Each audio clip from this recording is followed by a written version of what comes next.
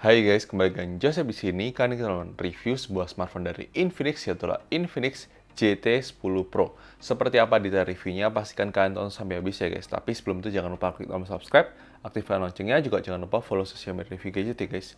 Jadi mari kita langsung review dari Infinix GT10 Pro ini ya guys. Sebelumnya, kita ingin berterima kasih kepada distributor ponsel yang sudah meminjamkan unit Infinix GT10 Pro untuk kita review. Kalau kalian tertarik untuk beli HP ini, langsung saja kunjungi distributor ponsel di Tokopedia ataupun Shopee. Link pembelian ada di deskripsi video.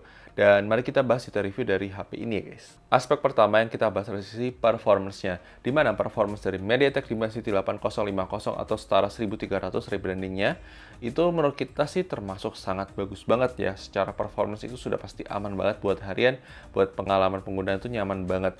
Cuma memang itu akan ada isu throttling ketika kita pakai buat gaming. Jadi mungkin ini adalah sebuah isu yang perlu bisa diperbaiki oleh Infinix di next generation-nya, karena ini memang masalah thermalnya juga yang memang kayaknya ini ya sesuatu yang agak sedikit dikorbankan di harganya ya guys. Tapi menurut kita sih termasuk masih oke guys untuk permainan di HP ini. Kita uji coba game Mobile Legends, kalian bisa lihat settingnya, level playable, durasi baterainya semua di kalian. Itu kita bisa dapat rata-rata FPS yang kalian bisa lihat di kalian. Cuma memang meskipun terbuka settingnya rata kanan, cuma kalau kita lihat rata-rata FPS-nya yang kita temukan tuh malah dia mentok di 60 FPS. Itu agak disayangkan. Entah programnya kita yang memang error untuk pengujiannya, tapi yang kita rasakan memang tidak tidak se FPS itu guys, setinggi itu FPS. Jadi kayak kelok di 60 FPS. Dan itu agak disayangkan. Untuk game Genshin juga kalian bisa lihat untuk settingnya, level playable, durasi baterai semua di kalian. Dan rata-rata FPS-nya juga termasuk cukup bagus untuk di kelas harganya, dan ini termasuk bagus ya guys. Dan kalian bagaimana dengan benchmark juga, kita coba menggunakan Geekbench, kalian bisa lihat skornya di kalian. Kemudian kita coba menggunakan 3D Mark Wildlife Extreme Stress Test, kalian bisa lihat skornya di kalian. Dan terakhir kita coba menggunakan PC Mark, kalian bisa lihat skornya di kalian. Overall sebenarnya secara performance ini harganya di bawah 3,5 juta rupiah yang memang punya performance yang sangat powerful. Kalau kita bisa bilang itu yang sudah terbaik ya guys, di bawah 3,5 juta itu Infinix GT10 Pro itu termasuk bagus banget ya guys. Kemudian aspek berikutnya dari sisi kameranya, di mana kualitas kamera dari HP Infinix GT10 Pro ini termasuk bagus untuk kelas harganya. Memang bukan yang terbaik, tapi yang menarik di sini bisa merekam hingga resolusi 4K. Dan itu sesuatu yang bagus ya guys, karena di rentang harga 3 jutaan memang tidak banyak HP yang bisa merekam hingga resolusi 4K. Kalian bisa lihat untuk sampel foto dan videonya setelah ini ya guys. Oke guys, ini dia adalah uji coba kamera depan dari Infinix GT10 Pro kalau kita gunakan buat rekaman video. Dan di sini menariknya untuk kamera depan dia bisa merekam hingga resolusi 2K dan 1080p 60 fps. Gimana menurut kalian untuk kualitas kamera depannya? Kalau menurut kita sih termasuk lumayan bagus ya guys. Dan ini ada sesuatu yang bagus, ya bisa sampai 2K, 60 fps, 1080p-nya. Dan sangat jarang banget ya guys untuk kelas harganya ini yang buka sampai 1080, 60 sama 2K bahkan ya guys. Dan ini sesuatu yang bagus. Tapi silakan tulis pendapat kalian di komentar mengenai kualitas kamera depan dari Infinix GT10 Pro ini ya guys. Silakan.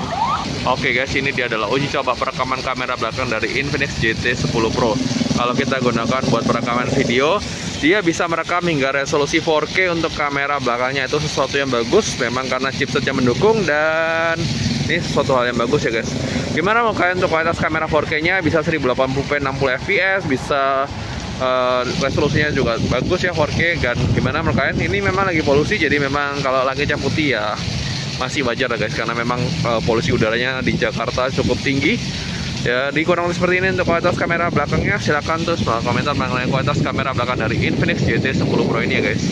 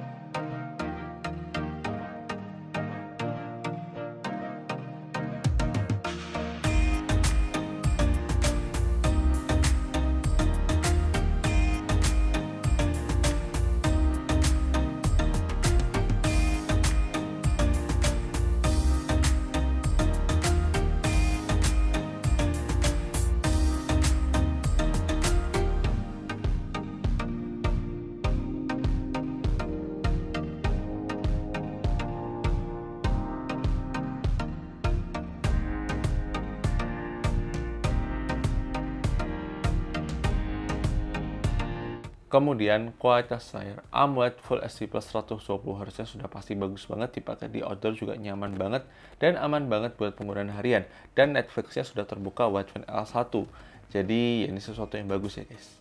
Kemudian kualitas dual speaker stereonya termasuk cukup bagus, meskipun memang bukan yang terbaik di kelas harganya. Kalian bisa dengarkan sampel audionya di video unboxing ya guys. Kemudian kualitas baterai 5000 mAh menurut kita sih termasuk cukup aja buat seharian pemakaian. Tapi memang terkesan untuk boros ya guys. Kalau misalnya kita gunakan terlalu intens itu memang baterainya lebih cepat drain ya guys. Dan itu perlu kalian ketahui ketika beli HP ini ya guys. Kemudian untuk charging sendiri, HP ini sudah support 45 watt fast charging, tapi kenyataannya dia butuh waktu 1 jam 10 menit untuk full charge ya guys, dari 15% ke 100% ya guys. Kemudian dari sisi kelengkapan fitur, HP ini sudah ada on-screen fingerprint scanner, sudah ada face unlock, sudah ada NFC, dan 5G ready ya guys. Kemudian HP ini punya desain yang sangat unik banget sebagai HP gaming, memang punya desain yang cakep banget sebagai HP gaming guys. Beberapa catatan yang kalian perlu ketahui ketika membeli HP ini, dimana yang pertama, manajemen panas untuk pemain gamenya memang termasuk kurang bagus untuk kelas harganya ya guys. Menurut kita masih ada HP lain yang punya manajemen panas yang lebih baik daripada Infinix GT10 Pro. Dan itu yang menyebabkan CPU-nya throttling ketika diajak bermain game dalam jangka waktu yang lebih lama ya guys. Kemudian kita menemukan ada sebuah bug yang dimana ini entah bug, entah ini adalah masalah dari kabel dari chargernya, tapi harusnya bukan kabel chargernya. Cuma ini kita bug ketika kita pakai kabel charger bawaannya yang dari kita dapatkan dari box itu safe charging doang guys. Jadi dia tidak bisa fast charge, jadi safe charging selama 6,5 watt doang. Itu lama banget ya guys. Dan ketika kita pakai charger lain yang punyanya Infinix juga yang 68 watt, itu baru bisa kelihatan kalau bisa tembus 1 jam 10 menit untuk full charge-nya. Dan itu agak disayangkan banget ya. Mungkin perlu diperbaiki Infinix, mungkin update software, atau ini bug, atau ini masalah isu kabelnya, kita tidak tahu. Kalian bisa tulis di kolom komentar kalau kalian punya Infinix GT10 Pro juga ya guys. Kemudian slot SIM card-nya sudah 2+1, jadi bukan hybrid. Ini sesuatu yang bagus dan mulai langka di kelas harga 3 jutaan ya guys. Kemudian kita masih menemukan ada isu GPS, tapi memang tidak selalu terjadi ya guys. Tapi kita memang menemukan ada isu GPS ketika digunakan buat navigasi, kadang-kadang agak lost. Dan itu agak disayangkan juga ya guys. Kemudian dari sisi software sendiri, HP ini mendapatkan jaminan update software selama 1 kali OS dan 2 tahun security. Jadi kalian masih bisa mendapatkan Android 14 dan 2 tahun security, berarti sampai 2025 ya guys. Kemudian meskipun layarnya sudah support HDR10, tapi untuk Netflix-nya tidak kebuka untuk HDR-nya, cuma Full HD doang ya guys. Kemudian HP ini sudah support virtual background zoom, yang itu sudah sangat langka banget di kelas harga 3 jutaan ya guys. Kemudian HP ini sudah memiliki fitur bypass charging, yang itu sesuatu yang memang berguna banget buat kalian yang memang pecinta gaming ya guys. Itu dia tadi ada detail review dari HP Infinix GT10 Pro. Gimana menurut kalian? Apakah bagus atau tidak? Kalau menurut kita ini adalah HP yang sangat worth it banget buat kalian pakai buat gaming ya guys. Meskipun memang ada isu throttling, tapi menurut kita secara performance ini sesuatu hal yang luar biasa untuk kelas harganya. Dan tidak ada lawan guys ya, bahwa 3,5 juta rupiah yang punya performance se-powerful ini ya guys. Meskipun ada isu throttling tadi. Dan ini adalah kesimpulan yang kita bisa sampaikan.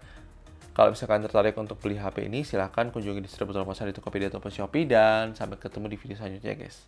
Oke guys, bye-bye.